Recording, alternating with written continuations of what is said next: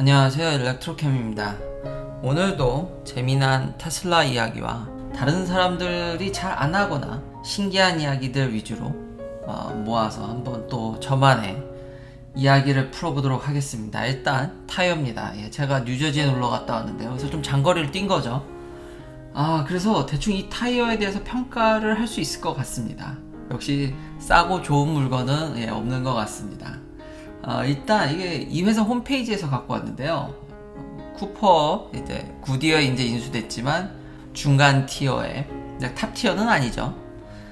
그렇지만 이제 가성비로 승부하는 이게만 있는 것 같은데 제가 이 타이어로 갈아 꼈는데 참 미국이라서 그런가요? 아니면 참 회사가 솔직합니다. 이거 회사 홈페이지에서 갖고 왔는데 보통 자기 회사 홈페이지 안에 있으면 점수를 이거를 뭐 관리를 하든 뭐 약간의 이런 약간 좀 매니플레이션을 좀 가미할 텐데 솔직하게 3.5 뭐 나쁘다고 할 수도 있고 좋을 수도 할 수 있고 여기 보면은 responsive handling, 뭐 stability for incredible control 뭐 그래서 저만의 제가 이 타이어를 쓰고 근데 각 차마다 서스펜션이 다르고 뭐 상황이 다르고 그리고 지금 로드 상태 그 미국이 고속도로는 그렇게 상태가 좋지 않죠. 제가 누누이 얘기하는 뭐 그런 것들이 있기 때문에 이건 저만의 의견으로 받아주시면 감사하겠습니다. 이 홈페이지에 이 스펙이 이렇게 해놨거든요. 이 타이어. 놀랍습니다. 이제 드라이 그립이나 웻 그립이 좋은 거는 이제 저도 동의합니다. 와, 이 가격에 그리고 지금 소비자들이 솔직하게 저 남겨놓은 것들 보면은 몇 개 제가 읽어봤는데 미쉐린 반값에 동일한 그립을 얻을 수 있다라는 글이 있었습니다. 저도 그 정도인지는 잘 모르겠는데 여튼 그립이 좋은 거는 인정합니다. 그리고 스티어링 리스폰스도 좋은 편입니다. 트레드 웨어도 고무를 눌러보면 좀 딱딱한 편이기 때문에 뭐 저 정도 갈 거라는 생각이 듭니다. 윈터 그립이 좀 떨어진다 그러는데 아직 이제 스노우를 못 겪어봐서 그건 잘 모르겠지만 지금 날이 추운데도 불구하고 그립이 좀 괜찮아 보이는 건 지금 0도를 여기는 왔다 갔다 하는 정도기도 하는데요. 뭐 따뜻할 땐 따뜻하지만 좀 날씨가 애매하긴 하지만 근데 제가 정말 동의를 못 하겠는 거는 이거랑 이거 정말 최악이고요. 라이드 퀄리티랑 그 소음 소음이 전 타이어보다 컨티넨탈보다 훨씬 올라옵니다. 그리고 단거리를 움직였을 땐 몰랐는데 장거리를 뛰니까 이게 머리가 솔직히 조금 과장해서 머리가 좀 띵합니다. 아마 모델 Y 승차감이 안 좋다고 이야기하시는 분들이 이게 타이어 궁합이 안 맞으셨다라는 생각도 조금 해봅니다. 전에 제가 지금 오리지널을 꼈던 컨티는 너무 좋았던 것 같습니다. 그냥 미쉐린을 낄 걸 좀 후회하는 생각도 조금은 있습니다. 근데 아주 나쁜 타이어는 아닙니다. 그립이 이 가격에 이 정도 나와준다라는 게 놀랍고 역시 복합 소재인가요? 근데 전혀 뭐 구독자님들이 댓글에 남겨주셨듯이 우려했던 면들이 고스란히 근데 이건 진짜 아닌 것 같습니다. 컴포트하지 않습니다. 그러니까 모델 Y랑 맞지 않습니다. 장거리를 뛰니까 머리가 그리고 전혀 조용하지도 않고요. 그래서 좀 후회스럽습니다. 그냥 코스코에서 그 얼라이먼트 안 해주지만 그냥 미쉐린을 낄 걸. 근데 유독 모델 Y 타이어가 유독 요 주변 코스코에 없었던 것도 문제였고 제가 모델 3에 브리치스톤을 꼈는데 물론 내구도가 안 좋을 거라고 경고는 받긴 했는데 근데 지금까지 너무 더 좋습니다. 솔직히 소음도 더 안 나고요. 아니 모델 3가 이렇게 조용했나라는 생각도 들고 지금 비교해보니까 그리고 더 승차감이 좋아졌고 이건 저만의 생각이 아니라 제 와이프도 똑같이 생각을 하더라고요. 그리고 제 차를 탄 사람들이 다 똑같은 평을 하고 그 사람들이 모델 Y를 탔는데 또 저랑 비슷한 생각을 얘기하는 거 봐서는 근데 뭐 워낙 모델 Y로 장거리를 뛰니까 1년 반 만에 제가 3만 마일을 넘었지 않습니까? 그거 보면 뭐 또 미국의 도로 사정이 안 좋기 때문에 파토를 받치던지 아니면은 또 연말이나 휴가철 때 좀 로드 트립을 해서 빨리 달아서 미쉐린으로 가던가 아니면 그냥 코스코에서 갈고 휠 얼라이먼트는 딴 데서 받는 걸로 이게 좀 의외였습니다. 타이어만 바꿨을 뿐인데 승차감이 이거 완전 그냥 돌덩이더라고요. 예전에 모델 Y 승차감이 안 좋다고 얘기하셨던 분들이 타이어 문제가 있었나? 왜냐면 각 나라마다 모든 모델 Y가 저는 똑같은 타이어를 쓰는지는 잘 모르겠는데 다른 자동차 회사들을 보면요. 그 수출하거나 이럴 때 각 나라별로 계약이라든지 관세, 타이어도 어찌 보면 기관 산업이라고 봐야 되나요? 그게 좀 복잡하더라고요. 그래서 같은 차지만 그 나라에 들어갈 때 계약하는 게 좀 다릅니다. 그래서 타이어가 다를 수 있기 때문에 한국에 갔던 모델 Y가 궁합이 안 맞았나? 근데 이 타이어는 모델 Y의 주행거리가 길지 않고 싸게 퍼포먼스를 보겠다는 사람들한테는 가성비는 짱인 것 같습니다. 근데 장거리에 조용하거나 승차감은 저건 진짜 아닌 것 같다 라고 결론 지을 수 있을 것 같습니다. 그래서 솔직히 마음적으로는 살짝 코스코 예. 그 다음은 다음 소식으로 넘어가겠습니다. 예. 그 다음은 이제 Electrify America가 이제 200번째 스테이션을 뭐 캘리포니아에 만들었고 열심히 확장하고 있는데 최근에 그냥 스테이션을 그냥 깐 게 아니라 이제 좀 테슬라스럽게 여기 보면은 솔라 패널도 놓고 그리고 약간의 편의 시설들 뭐 컵사이드 푸드 퍼체이스 이런 데서 약간의 뭐 음식도 사면서 좀 쉬면서 약간 공간을 좀 제공하는 거죠. 그래서 일렉트리파이 아메리카도 좀 진보하고 있다. 이제 그런 면들이 보여져서 좋았습니다. 그러면서 사실 일렉트리파이 아메리카가 제가 이게 루시드가 충전 속도 테스트한 것도 제가 알려드렸죠. 350kW인데 루시드는 뭐 300kW 지원한다 그러는데 전혀 거기까지는 못 가고 있고요. 250인데 이게 최근에 보니까 지금 서로 통신이 역시 잘 안 되는 문제와 지금 이게 좀 문제가 있는 것 같습니다. 그러니까 루머긴 한데 이게 배터리를 90% 정도 채우고 갑자기 급격히 뭐 물론 테슬라도 주는데 그래도 한 50kW나 30kW 막판 가면 30kW 이 정도 나오거든요. 거의 95%? 이 정도 거의 끝에 가야지만 진짜 확 떨어지는데 지금 루시드는 이게 속도가 더 일찍 떨어진다는 얘기가 있습니다. 일찌감치 배터리를 보호하려고 그런 건가요? 근데 이건 루머긴 합니다. 왜냐하면 일단 이걸 모두 믿을 수가 없는 게 지금 일렉트리파이 아메리카랑 루시드랑 통신이 아직도 원만하지 않은 것은 분명해 보입니다. 그래서 이 자료도 100% 믿을 수는 없지만 하루빨리 그런 부분들 지금 쉽지 않다라는 건 알지만 좀 호환성 문제 그런 걸 해결해 줬으면 좋겠고 그리고 유튜브에 이제 루시드도 워낙 관심이 많다 보니까 22대가 이렇게 준비되고 있다라는 점 공장에 나와서 이제 딜리버리를 하는 것 같은데 아무쪼록 다음에는 여기를 좀 이렇게 꽉 채워줬으면 좋겠습니다. 또 루시드를 얘기를 하면 리비안을 얘기 안 할 수가 없죠. 리비안도 배터리를 진짜로 열심히 만들 것 같습니다. 한 2023년에는 뭔가를 준비한다고 지금 IPO 때 이런 서류들이 이런 내용들이 다 이제 새어나오기 시작했는데요. 아니 근데 진짜 너도나도 배터리 만든다는 거 아닙니까? 지금 아니 기존에 한국 회사들도 있죠.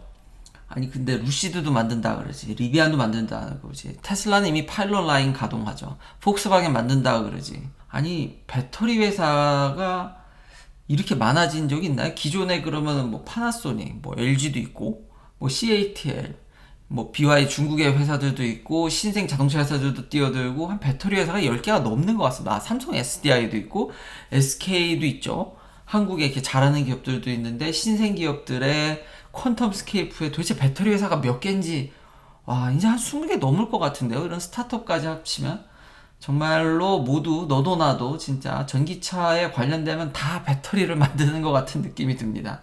리비안도 이제 공장 짓는 계획을 이제 어느 정도 이제 세워 나왔다는데 뭐 거의 사실이죠. 이제 IPO 때 나온 얘기니까 과연 이 많은 배터리들 중 승자는 누가 될지 참 궁금합니다. 자, 아까 Electrify America 얘기를 했는데 이제 테슬라 슈퍼차저를 빼먹었죠. 뭐 어쨌든 이 분야 최고 선두는 테슬라니까요. 뭐 미국에선 더더욱이 압도적이고요. 이게 아니었으면 제가 이렇게 여유롭게 멀리 갈 수는 없겠죠. 참 충전도 편하고 오토파일럿 덕분에 참 유독 진짜 이렇게까지 차를 제가 그러니까 웬만하면 차를 진짜 멀리 타는 걸 싫어하거든요. 근데 정말로 한 4분의 1의 정도로 줄은 것 같습니다. 이게 노동이니까 처음에 내연기관으로 한 한 100으로 가정하죠. 그러니까 처음 아무 주행 보조 없는 걸 100으로 치면은 처음 벤츠에서 정말 스마트 크루즈 컨트롤 그걸 맛봤을 때, 와, 진짜 발을 뗄 수 있었다라는 게 너무 행복했습니다. 진짜 이거는, 그때 못해도 30%? 잘 쳐주면 반 정도 줄은 것 같은데, 오토파일럿이 나오면서 사실상 손은 그냥 이게 얹을 뿐이죠. 손을 얹을 뿐이다 보니까, 진짜 한 20%, 30%의 노력만 들여서 차를 운전하는 느낌? 그런 느낌? 정말 이래서 저희가 그래서 타이어를 일찍 그렇게 해먹는데, 여튼, 테슬라의 슈퍼차저는 이제 3만 개를 돌파했습니다. 정말 큰 마일스톤을. 근데 이건 전 세계죠. 대단하고요. 아마 포트스로 전 세계 압도적으로 1등일 거로 생각이 됩니다. 근데 더 공격적으로 확장하려고 하니까요. 앞으로 얼마까지 확장할지 또 기대를 해보도록 하겠습니다. 딱히 근데 가이드라인이, 그러니까 예전에 발표한 건 막 50% 있긴 있는데, 어떤 때는 팍 만들고 어떤 때는 좀 덜 만들고, 그리고 요즘은 보조금 눈치를 보는 것 같아서 그 가이드라인이 그렇게 썩 이렇게 맞아듣진 않지만 어쨌든 평균적으로는 맞는 것 같습니다. 자, 엔비디아 얘기를 하기 전에 이것도 되게 재밌는데요. 요즘 칩 쇼리지 절대 끝나지 않죠. 칩 쇼리지의 가장 근본적인 문제는 이제 싼 반도체들, 그러니까 지금까지 별 관심이 없던 반도체들, 그게 이제 중국과의 관계가 끊어지면서 각자 자국에서만 다 하려다 보니까 그런 저렴한 것들은 만들지 않았기 때문에 이제 피해가 크죠. 근데 테슬라가 참 요즘 하는 행보가 뭐 이해는 되지만 그래도 좀 고객들한테 좀 잘 설명해주면 좋지 않았을까.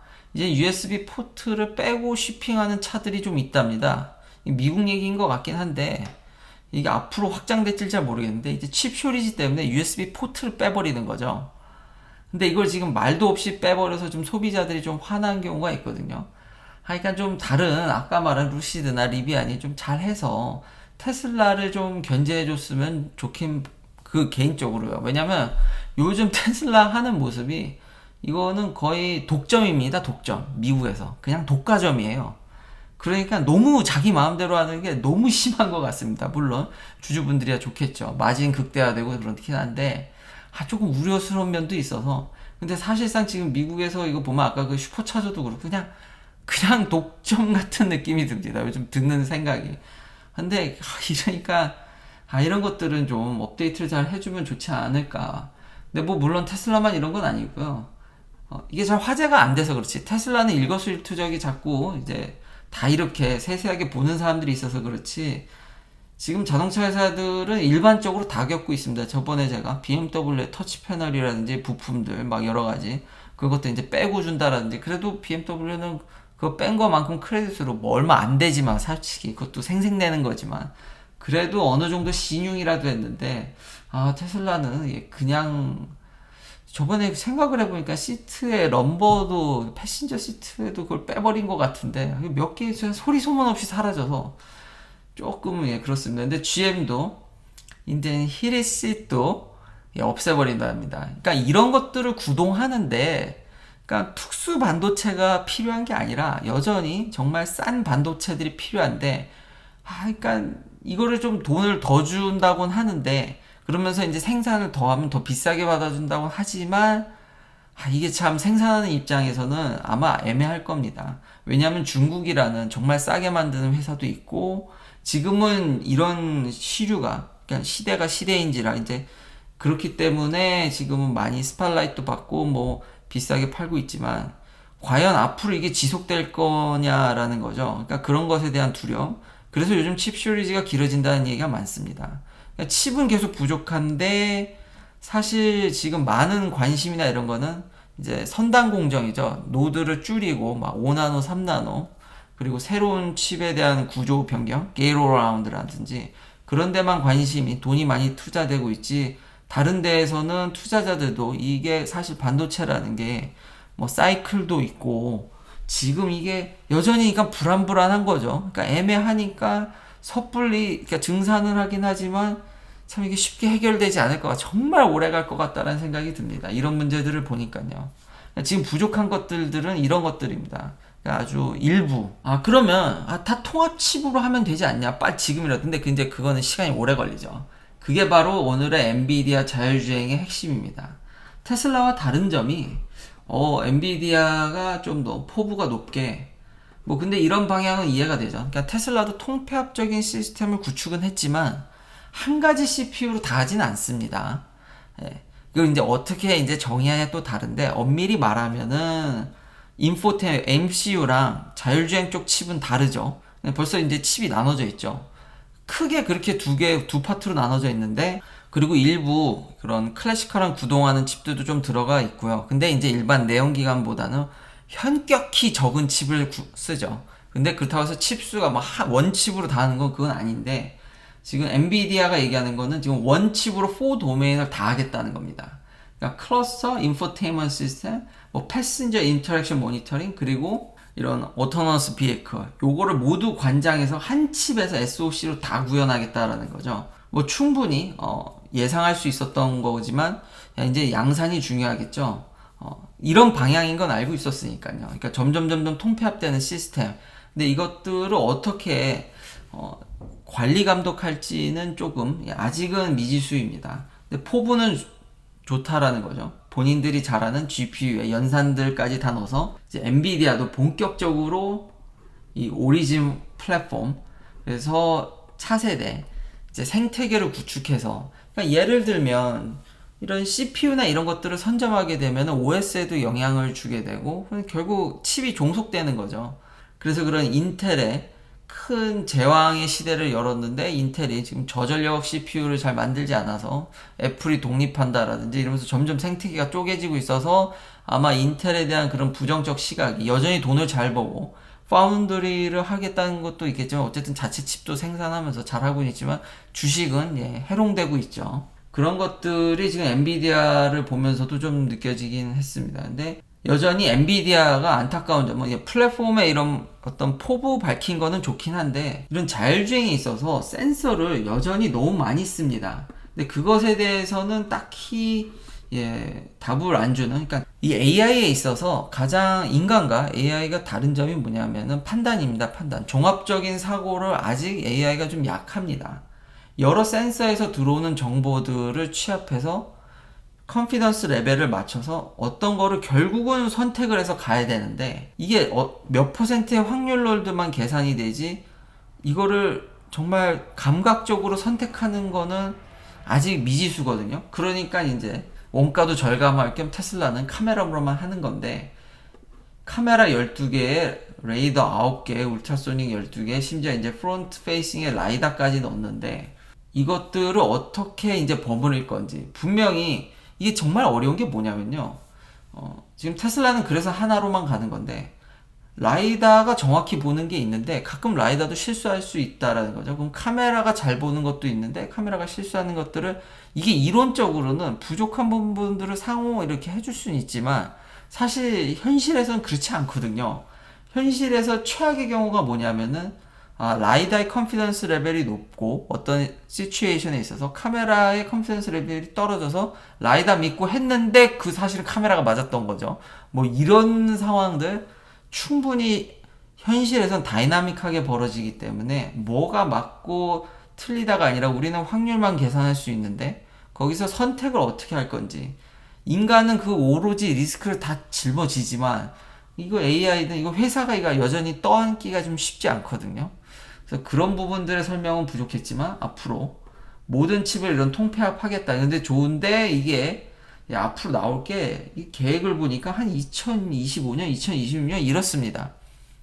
그러니까 앞서서 그 기간 동안 GM이나 이런 회사들은 그 히리르시시라든지 일부 여전히 그냥 단순 반도체로 구동되는 그것들을 어떻게 메꿀 거냐라는 거죠. 이런 회사들이 다 2025년 늦으면 2026년인데 앞으로 빠르면 3, 4년, 5년?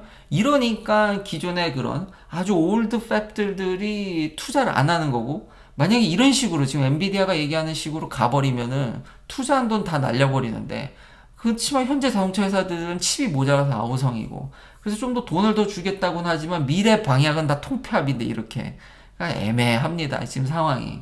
그래서 칩 슈리즈는 그냥 오래 갈 것 같다. 진짜 오래 갈 것 같다. 이런 엔비디아의 이게 아마 가장 좋은 피겨이지 않을까. 옛날에 보면 제가 예전에 보여드렸던 이런 사진들은 여기가 아주 거미줄 같이 신경망으로 자동차 안을 보면은 덕지덕지 이런저런 칩들을 다 붙여놨기 때문에 그런 일이 발생이 됐는데, 지금 보면 라인이 별로 없죠. 깔끔하죠.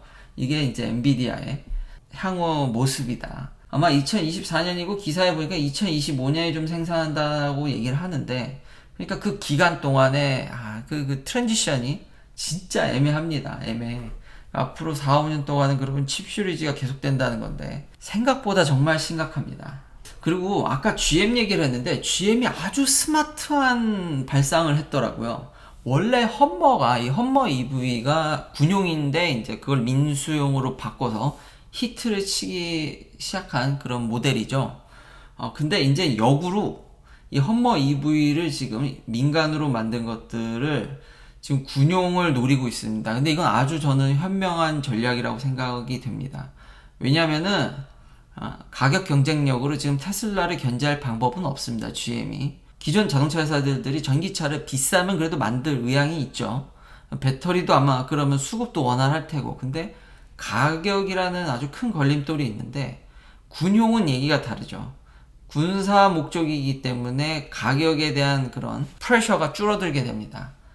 그러면 험머 EV를 군용으로 개조해서 군도 뭐 친환경이라든지 그리고 전기가 더 수급하기가 편하죠. 석유나 이런 것들은 딜리버리 문제가 나름 있습니다. 물론 근데 여전히 장거리라든지 이런 거를 생각하면은 아직까지는 군사용으로는 오일을 쓰는 게 맞다곤 하지만 그래도 군도 이 큰 흐름을 피해갈 수는 없겠죠.